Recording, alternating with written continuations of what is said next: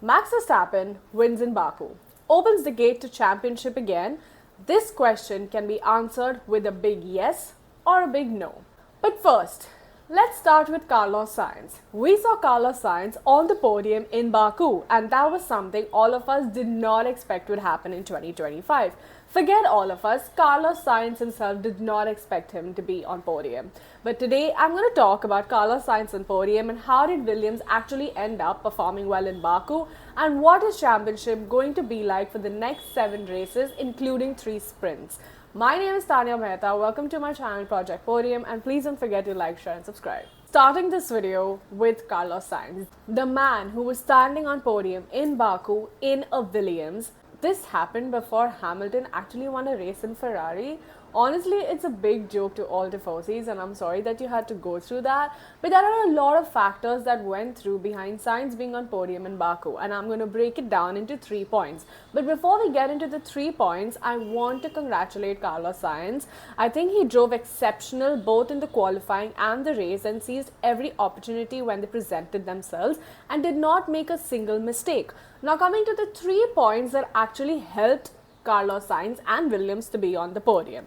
First, Baku suited the car very well. Low downforce track, lots of slow corners, no combined area where you have to brake and steer at the same time. Second, race pace. It had already happened that the Williams had the race pace at the level of top teams, Miami, Imola or even Monza, where Albon had a similar race pace to Hamilton. But what changed in Baku? The thing that changed was that McLaren and Ferrari were shooting themselves in the foot. Sainz had to fight it out with the Mercedes to take the podium, and therefore there were fewer opponents. Point number 3. Williams has struggled almost all season to get a grip on the qualifying. But what happened in Baku was that after Monza, team worked a lot on getting the tyre compound going. And in Baku, the drivers worked a lot on simulating qualifying and understanding how to get the tyres going. There was also little help that came from the atmospheric temperatures. In fact, on Saturday, Baku was so cold that Sainz was able to push like crazy in the outlap. And the outlap is where you go out without setting the time, without the fear of overheating the tires. Sainz totally deserves to be on the podium, but these are the factors that were in his favor, and honestly, I think all gods wanted Carlos Sainz to be on podium in 2025, and I think Baku was a mixture of great conditions, a little bit of luck, driving without a mistake, seizing every opportunity, and taking care of your tires, and I think that is why Carlos Sainz was on podium in Baku. Now coming to the other question, something that I have been obsessed about and manifesting since almost the start of the season.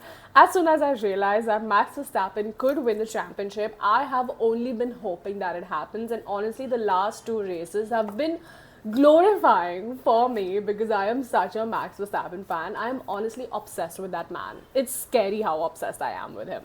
But the question is the championship really open again? And the answer to this question is a big yes, but also a big no. And I think practically speaking, it's a big no. And I am going to break down yes and no very clearly.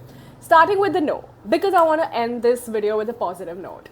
Red Bull has definitely improved, as we can see from Tsunoda's pace as well, from Zandvoort and Monza. Between front and rear updates, they have found their balance. The car is a bit similar to the 2023 Red Bull, fast and devastating both in race pace. But that's only if Max is driving, obviously. But let's not be in the Lulu and calm down for a bit. Monza and Baku are just 2 races that are run with very little aerodynamic downforce, and this is Red Bull's preferred condition as well as the worst condition for the McLarens. So I am sorry to myself and all the Max Verstappen fans out there. McLaren has not become a bad car suddenly. The last 2 races were just not in favor of their car, but I think in Singapore they should be back in their dominance. And they might also be able to beat Max Verstappen in almost all the tracks from now. Unless Red Bull's updates are so advanced that they even are able to perform in high force tracks. I hope so. Now coming to the big yes, if we keep the car aside and what is happening in the team internally and only talk about the points, that I am very excited to say that Max Verstappen is definitely back in championship. Piastri is only 69 points ahead of Max Verstappen. That's a lot. But it is only equated to 3 races in the remaining 7 races and 3 sprints that we have in the future. It just takes a couple of bad weekends to bridge the point gap, and we have clearly seen it in this season. In 2007, Raikkonen won the World Championship with 2 races to go. He was 17 points behind Hamilton, but that scoring was very different from today's scoring, and that's why it was a little bit more possible than what we can compare it to today.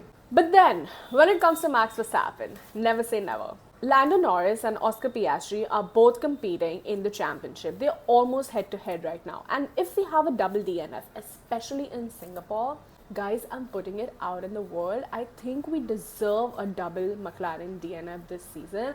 Then Max Verstappen is going to have a 25-point advantage. And I am saying this very loudly and not excitedly because I want this to happen. So yeah, I just wanted to make this quick video on Carlos Sainz and Max Verstappen.